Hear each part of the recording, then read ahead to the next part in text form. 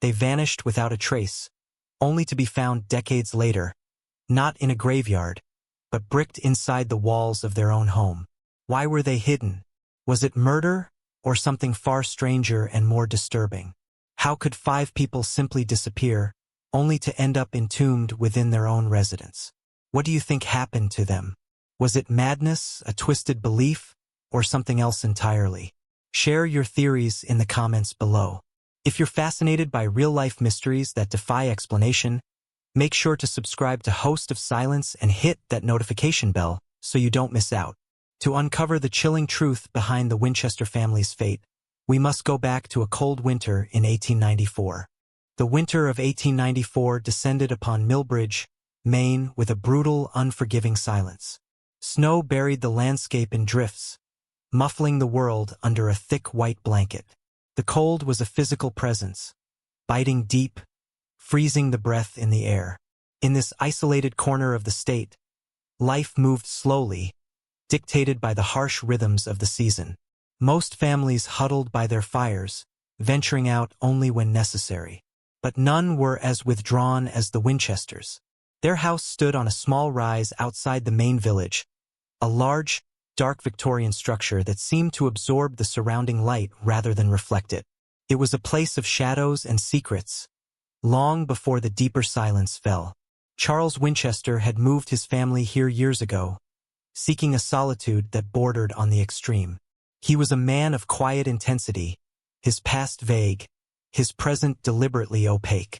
His wife, Margaret, a woman of delicate features and nervous energy, seemed to shrink further into herself with each passing year within those walls. Their 3 children, Thomas, the eldest, a boy on the cusp of adolescence, Eleanor, a quiet girl with watchful eyes, and young Samuel, still small enough to be shielded from the full weight of their isolation, knew little of the world beyond their property line. The Winchesters were known in Millbridge, not for their participation in community life, but for their absolute lack thereof. They were ghosts in plain sight. Their windows were perpetually sealed, heavy curtains drawn tight, denying even the weak winter sun entry. Smoke from their chimney was the only sign of life, a thin, gray plume against the vast white sky. Their routine was rumored to be as rigid as the frozen ground, meals at precise times, hours spent in specific rooms, a life lived by an internal clock that ignored the world outside. It was as if they were actively trying to disappear, to erase their footprint from existence. Their only regular connection to the outside was the milkman, a man named Silas Croft. Silas was a fixture in Millbridge, a man who knew the rhythm of every household on his route. He delivered milk, eggs, and sometimes the weekly newspaper, a quiet, reliable link to the wider world. The Winchesters paid him promptly, leaving the money in a small tin box by the back door. There was never conversation, rarely even a sighting of a family member. Silas would leave the bottles, collect the payment, and move on. It was a transaction devoid of human warmth, purely functional. For months, the routine held. Silas would arrive, the tin box would be waiting, the money inside. He'd leave the fresh milk, take the empties, and depart. The sealed house remained silent, inscrutable. But as January bled into February, Silas began to notice a change. The tin box was still there, the money still appeared, but the milk bottles he left were no longer being taken inside. One day, 2 bottles sat on the stoop. The next, there were 4, then 6. The empties he collected were the same ones he'd left days before, full. A knot of unease began to tighten in Silas's gut. This wasn't like the Winchesters. Their routine, however strange, was usually meticulously followed. The piling bottles were a disruption, a silent signal that something was profoundly wrong. He knocked on the door, a rare act. No answer. He knocked again, louder. Still nothing but the vast, oppressive silence of the house. The sealed windows stared back, blind and unyielding. The snow continued to fall, adding another layer to the already deep drifts. The cold deepened its grip. The milk bottles sat on the stoop, small white sentinels against the dark wood, slowly freezing, the liquid within turning to ice. Silas returned day after day, the number of full bottles growing, a silent, accumulating testament to an absence. The rigid routine of the Winchester family had snapped, not with a bang, but with a chilling, absolute silence. The house remained, a dark shape against the snow, holding its secrets close. The reclusiveness that had defined the Winchesters had seemingly culminated in a complete vanishing act, leaving behind only the silent, frozen evidence of their last, unexplained moments of contact with the world they had tried so hard to escape. The tension in the air around the house thickened, palpable and cold as the winter itself. Something had happened within those sealed walls, something that had stopped the clock of the Winchester family and left only the accumulating milk bottles as a cryptic, unsettling message to the outside world. The mystery was not in a sudden, violent intrusion, but in a quiet, internal cessation, a deliberate or forced halt to their strange, isolated existence. The house stood, a monument to their reclusion, now also a monument to their sudden, inexplicable disappearance. The cold opening had begun. 3 days the milk bottles sat on the porch, untouched, a silent accumulation of worry for Thomas, the milkman. His route through the small Maine town was a rhythm of familiar faces and routines. The Winchesters, though quiet, were part of that rhythm.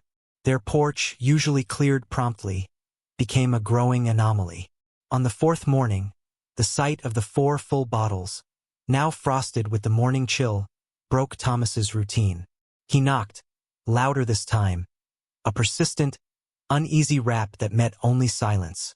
He called their names: Elias, Martha, young Sarah, little David, his voice swallowed by the still air. A knot tightening in his stomach, Thomas walked away from the silent house on the edge of town and headed straight for the sheriff's office. Sheriff Brody, a man whose face was etched with the quiet hardships of rural life, listened to Thomas's account. A missed delivery was one thing, but 4 days, no response, no sign of life, that was another. He gathered Deputy Miller and Deputy Hayes, 2 younger men still learning the weight of their badges, and they drove the short distance to the Winchester property. The house stood, a simple 2-story structure, looking outwardly undisturbed. The curtains were drawn, the windows dark, but there was no sign of forced entry from the outside. The milk bottles were still there, a stark, unnatural sentinel on the porch. Brody knocked, a firm, official series of raps. Again, only silence answered. He tried the doorknob, locked. He circled the house, peering into windows where the curtains allowed, seeing only shadows and the faint outlines of furniture. No movement, no sound. The air felt heavy, expectant. "All right," Brody said, turning back to his deputies, his voice low. "Something's not right. Miller, Hayes, help me with this door." They positioned themselves, and with a collective heave, their shoulders met the solid oak. The wood groaned, protesting, then splintered around the lock. The door burst inward with a sudden, jarring crash that echoed unnaturally in the quiet morning.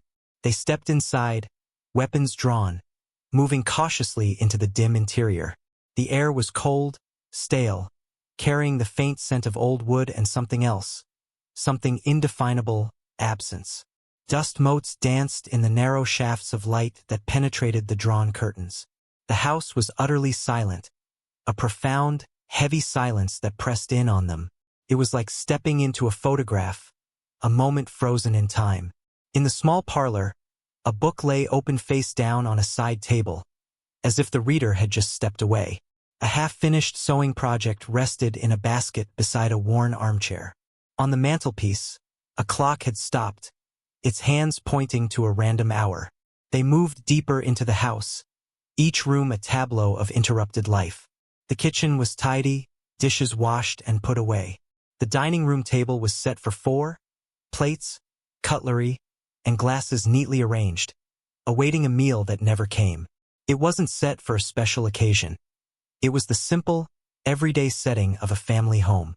In the hearth of the living room fireplace, gray ash lay undisturbed, the ghost of a fire that had burned down, suggesting warmth and presence not long before. There were no signs of a struggle anywhere. No overturned furniture, no broken objects, no disarray that would indicate violence or a hasty departure under duress. Upstairs, the bedrooms were equally undisturbed. Beds were made, clothes folded neatly on chairs or hung in the wardrobe. In the children's rooms, toys were put away, a doll seated primly on a pillow, wooden blocks stacked in a corner. There was no sign of forced entry from within the house, no broken windows or jimmied locks on interior doors. It was as if the occupants had simply ceased to be, vanishing into thin air from within their own secure home. They searched every room, every closet, the small cellar, the dusty attic. They checked under beds, behind furniture. They called out the names again, their voices hollow in the empty space. Nothing. No one. Dead or alive, there was no human presence in the Winchester house. The silence was absolute, chilling. Sheriff Brody stood in the center of the living room, the splintered door behind him a stark contrast to the undisturbed order within. His face was grim. The initial search had yielded nothing but questions. The Winchesters hadn't been taken by force from outside. The house was locked from within. They hadn't fled in a panic. Their belongings were left behind, their home left in perfect order. They hadn't met a violent end within these walls. There were no signs of struggle, no blood, nothing. The mystery, as cold and heavy as the air in the silent house, had just begun. Where had the Winchester family gone? And how could they vanish so completely, leaving behind only the eerie stillness of a life abruptly paused? The morning sun, usually a welcome sight over the dense Maine woods, cast long, unsettling shadows as Sheriff Brody and his small contingent of deputies, bolstered by anxious neighbors, began their grim task.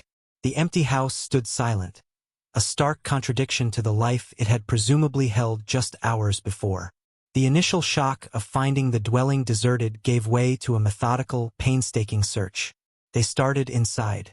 Every room was meticulously examined.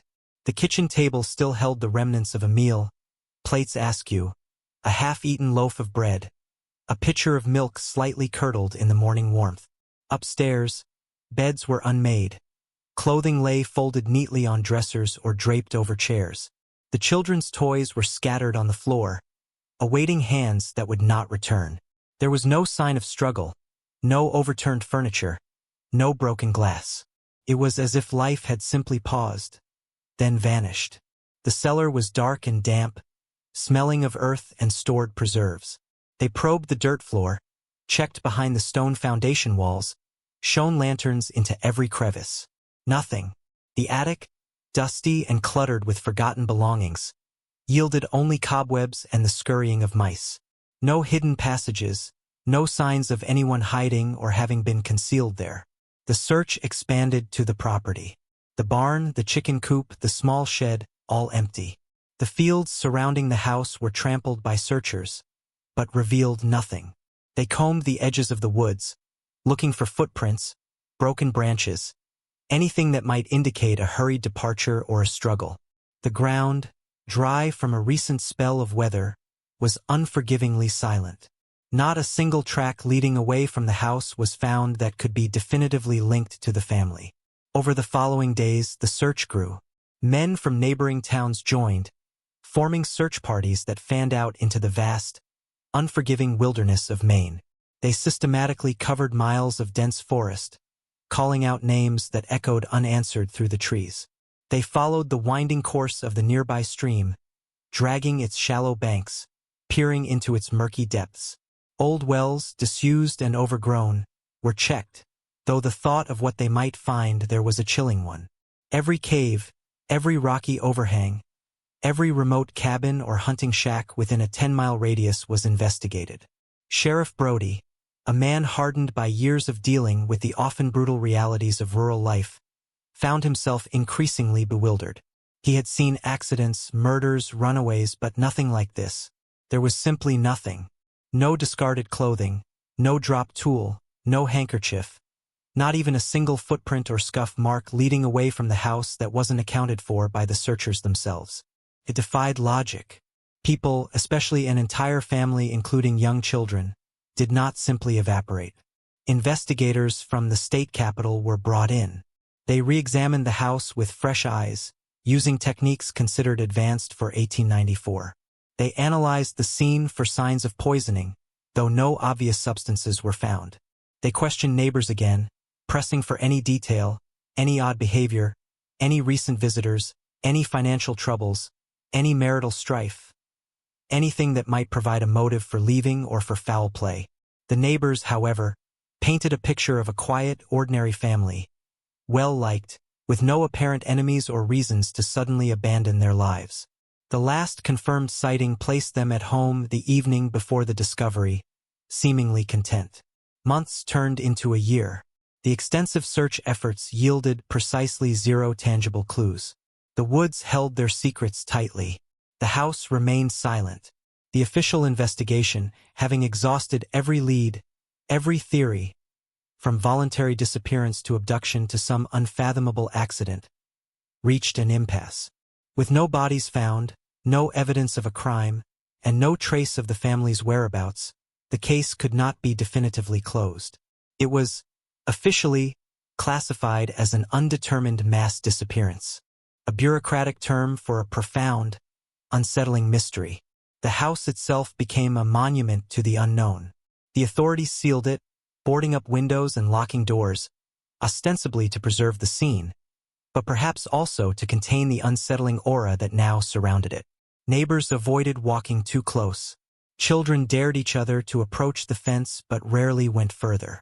Whispers turned into rumors, tales of a house that had swallowed its occupants whole, of a family spirited away by unseen forces, though the official line remained firmly grounded in the inexplicable lack of conventional evidence. The property, once a home filled with life, stood abandoned and silent, a constant, chilling reminder of the family that had simply vanished, leaving behind only unanswered questions and a lingering, potent sense of dread that settled over the quiet Maine landscape. The mystery of the empty house was now a permanent fixture in the local folklore, a dark enigma whispered about on cold nights. The year was 1932. Decades had passed since the house on the hill overlooking the gray Maine coast had last known occupation. Time and neglect had taken their toll. Paint peeled like sunburnt skin, windows were vacant, gaping eyes, and the once proud structure sagged under the weight of years and the persistent damp chill of the region. It had become a local legend, whispered about in hushed tones, the place where something terrible had happened, though the details had blurred into folklore over the generations. It was simply the abandoned house, synonymous with misfortune and decay. Despite its reputation, or perhaps because of the low price it commanded, a man named Arthur Finch acquired the property. Finch was a businessman from Boston, pragmatic and unsentimental. He saw not a haunted relic, but potential a fixer-upper with a view, ripe for renovation and resale. He hired a local crew, men hardened by manual labor and the harsh Maine weather, instructing them to strip the interior, reinforce the structure, and modernize the plumbing and electrical systems. The basement, a damp, low-ceilinged space of packed earth and rough-hewn stone, was slated for significant work, digging down, pouring a concrete floor, and shoring up the ancient foundation walls. The work began in late spring. The crew, led by a taciturn foreman named Gus, approached the task with the weary efficiency of men accustomed to difficult jobs. They cleared debris, tore down rotten plaster, and breathed life, albeit dusty and noisy, back into the silent house. The basement proved particularly challenging. The stone walls, mortared with a mix that seemed as hard as the stones themselves, were thick and unyielding. The air was heavy with the smell of damp earth and mildew. Days turned into weeks. The rhythmic sounds of picks, shovels, and hammers echoed from the depths of the house. The men chipped away at the old mortar, preparing the walls for reinforcement. It was hot, dirty work. One afternoon, as two laborers, Frank and Joe, were working on a particularly stubborn section of the north wall, about waist-high from where the new floor level would be, their picks struck something that wasn't stone or mortar. The sound was different, a dull, resonant thud, followed by a slight give. "Hey, what was that?" Frank grunted, wiping sweat from his brow with a grimy forearm. Joe tapped the spot again with his pickaxe. Thud. It felt hollow, or at least less solid than the surrounding wall. "Sounds like wood? Or maybe a loose stone behind there." Curiosity piqued. they began to work more carefully around the area. The mortar here seemed slightly different, perhaps newer than the rest, though aged enough to blend in. They chipped away, widening the small breach. As they removed more of the hard mortar and a few smaller stones, a dark void began to appear within the thick wall. It wasn't a natural gap. It looked deliberate. Gus, hearing the change in rhythm, came over. "What you boys got there?" "Don't know, Gus. Feels funny. Like there's something packed in the wall." Using a crowbar, Gus pried away a larger stone. The opening was now big enough to peer into. Inside the cavity, nestled within the solid stone and mortar, was a bundle wrapped in dark, decaying fabric. The air that seeped out was stale and carried a faint, unsettling odor. "Well, I'll be," Gus muttered, reaching a gloved hand into the gap. He touched the fabric, felt brittle and gave way easily. As he pulled a piece back, the three men froze. Within the confines of the wall, not buried beneath the earth but enclosed within the very structure of the house, lay a human skull. It was small, fragile-looking, its empty sockets staring out from the darkness of the cavity. Beside it were other bones nestled together, carefully arranged within the space. The fabric had been a shroud of sorts, now disintegrating into dust. A collective gasp escaped the men. The picks and crowbar clattered to the damp earth floor. The rhythmic sounds of work ceased abruptly throughout the basement. Silence descended, thick and heavy, broken only by the sound of their own ragged breathing. Frank stumbled back, his face pale beneath the dirt. "Jesus Christ," he whispered, the words barely audible. Joe stared, eyes wide with horror and disbelief. The casual camaraderie of the workday vanished, replaced by a primal shock. They were not archaeologists unearthing an ancient grave. They were construction workers who had found death hidden, deliberately, within the walls of a house. Gus, the most seasoned of the three, slowly withdrew his hand. His face was grim, his eyes fixed on the skeletal remains. The documentary somber reality of the discovery settled upon them. This wasn't just old bones. This was a secret, sealed away, a silent accusation waiting for decades in the dark. The infamous house had finally begun to reveal its truth, and it was more horrifying than any local legend.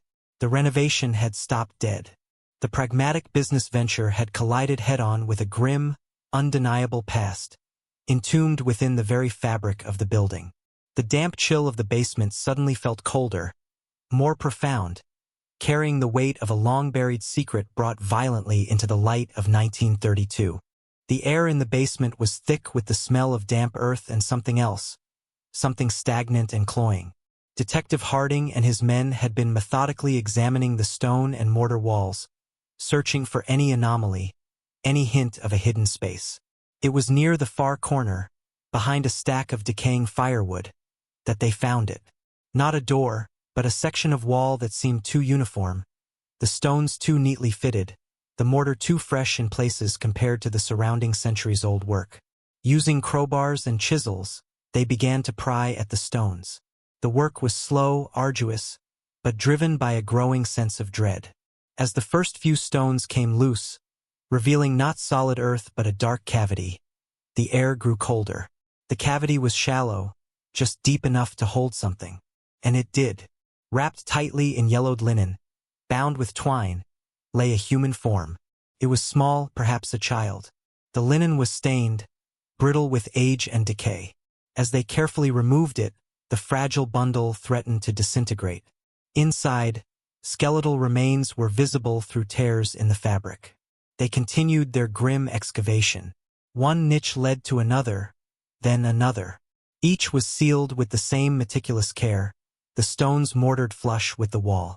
And on the surface of the ceiling bricks of each niche, etched or written in faded ink, were details. A name, a date, and a biblical verse. The names were all Winchesters. Dates spanned several years. The verses were chillingly specific, referencing purity, separation from the world, and divine judgment. "Come out from them and be separate," read one. "He who is in the world is not of God," read another. There were 5 such niches in total, each containing a linen-wrapped body.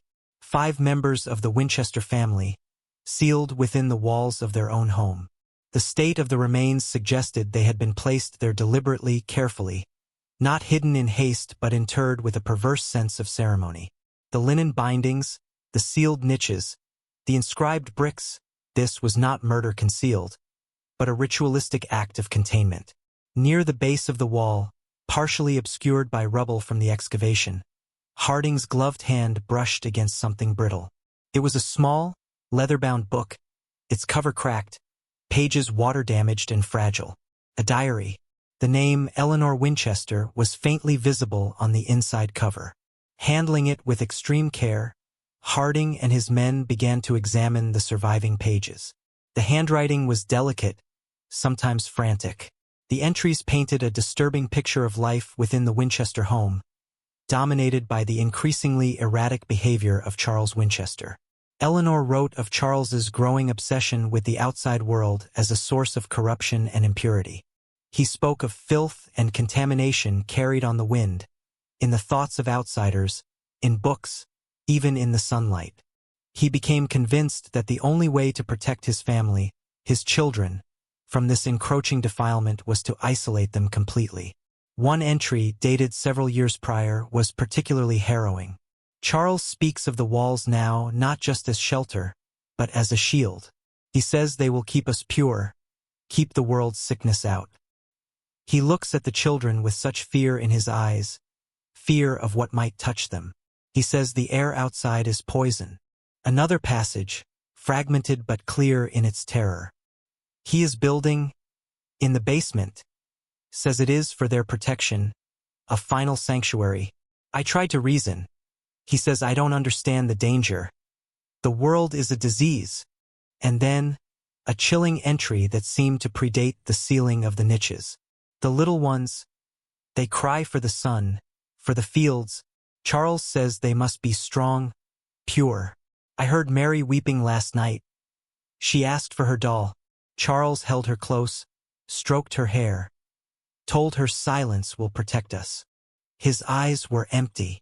The diary entries, read aloud in the cold, damp basement, cast a horrifying light on the discovery. Charles Winchester had not simply killed his family. He had entombed them, believing he was saving them from a world he perceived as terminally ill. The walls were not a prison in his mind, but a sanctuary, a final, desperate attempt to preserve a twisted vision of purity. The names, dates, and verses on the bricks were not markers of death, but of a perverse salvation, a sealing away from perceived sin and decay. The 5 bodies in the wall were the tragic result of a man's descent into a delusion so profound, it consumed everyone around him. The house, once a symbol of prosperity, now stood as a silent, macabre monument to his madness. The excavation of the Blackwood house revealed the grim truth, but it did not bring closure. The bodies of Eleanor, 8-year-old Thomas, and 6-year-old Mary were found precisely as described in Charles Blackwood's final, frantic entries, sealed within the master bedroom walls, their faces frozen in silent terror. Charles himself was found in the study, a self-inflicted wound ending his own life shortly after completing his monstrous act, or perhaps, his final, desperate attempt at salvation. His death, though ending his earthly torment and preventing any earthly justice, left a gaping void in the narrative. There was no trial. There were no court proceedings to dissect his motives, to present evidence beyond his own deranged writings, to hear expert testimony on the nature of the delusion that consumed him. The legal system, designed to hold the living accountable, had no jurisdiction over the dead architect of this horror. This absence of formal inquiry meant that many crucial questions would forever hang in the air, unanswered, echoing in the silence left by the Blackwood family. How long after the walls were sealed did the air run out? What were their final moments like? Did fear consume them, or was there a desperate, futile struggle against their plaster and lath tomb? Did Eleanor understand the full extent of Charles's madness as he sealed her and her children in? Did the children cry out for help, their small voices muffled by the thickening layers of plaster? How did Charles, physically, manage such an immense undertaking alone? The sheer labor involved in dismantling internal walls, constructing new barriers, mixing and applying plaster sufficient to entomb 3 people. It was a monumental task. How did he acquire the materials without raising suspicion in a small, observant town like theirs?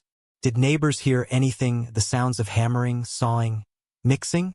Or was his work done in the dead of night, meticulously and silently, fueled by a terrifying singular purpose? These questions persisted, whispered in hushed tones among the townsfolk, debated in general stores and parlors, but never definitively answered.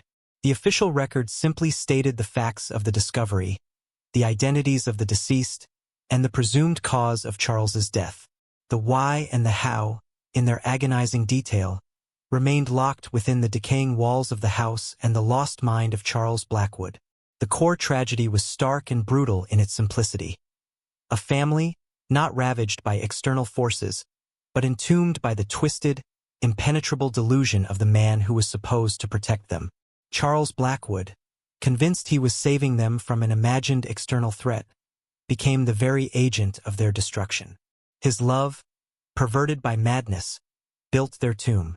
His fear, amplified by paranoia, sealed their fate.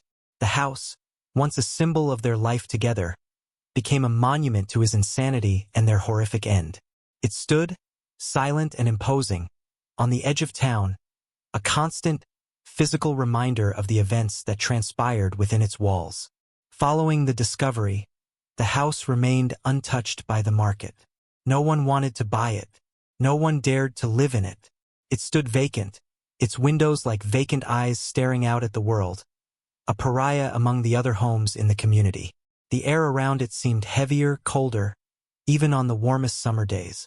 Locals gave it a wide berth, crossing the street to avoid walking directly in front of it. Children dared each other to run up to the porch, only to retreat in shrieking terror before they reached the first step. Time passed, seasons changed, but the house remained, weathering the elements, decaying slowly, a silent sentinel guarding its terrible secret.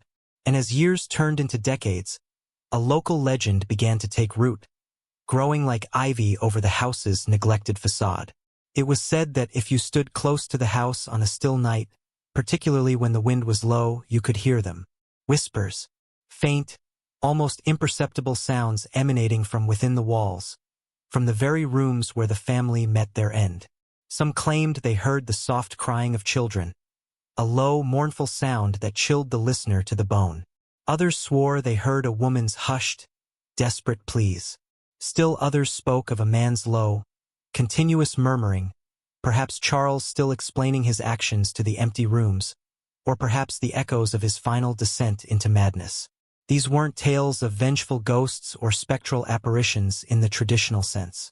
They were quieter, more insidious, suggesting not spirits haunting the living, but the house itself holding onto the residual agony of its inhabitants. The legend, dismissed by some as mere folklore born of tragedy and morbid curiosity, served nonetheless as a potent, enduring reminder. It was the town's collective memory given voice, a chilling, constant whisper on the wind, ensuring that no one forgot the Blackwood family, buried alive in their own home, their fate sealed by delusion, their final moments lost to the silence behind the walls. The house stood, and the whispers, real or imagined, ensured the tragedy endured. As the years passed, the house at Millbridge remained untouched, a silent monument to the family trapped forever within its walls. Their story, buried in time and brick, reminds us that sometimes, the darkest secrets lie not in distant places, but right behind the walls we think we know. What happened to them is a chilling reminder that the past never truly dies. It waits, patient and haunting, for those brave enough to listen. If you found this story as haunting as we did, make sure to subscribe and ring the bell so you don't miss the next chilling mystery. Have you ever experienced something unexplainable in an old house? Share your story in the comments below. We want to hear from you.